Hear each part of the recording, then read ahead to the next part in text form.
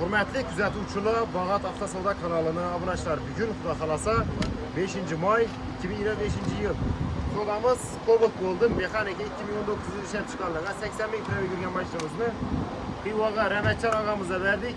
115 milyon so'm naqd pul bo'ldi. Faqat tabriklaymiz. Davlatni xayrli bo'lsin. Buyursin. Yayınla arkadaşlar.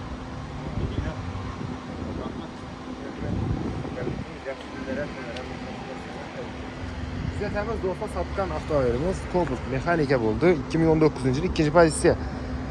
Benzinde başına 4 tane balon, metanı yok. 80.351 kilometre turgan maşinimiz gitti. 115 milyon so'm naqd bo'ldi. 2 kun ya 3 kun bo'ladi, mashina sotib beradigan. Qarsa savdo qildi, xudo xolasa, biratlar oldi. Yana. Gelsangizlar shunday zo'r chiroyli senalarda mashinalar ko'p, avtokredit, barter asosida kelib mashinalarimizni xarid qilaverasizlar. Shunday sotadigan mashinalaringiz bo'lsa ham tavsiya qilib qolaman, olib kelishlaringizni reklama qilib, zo'r qilib savdo qilib beramiz. Kutamiz. Avtosavdoning birinchi filialida sotiladi, xudo xolasa, rahmat.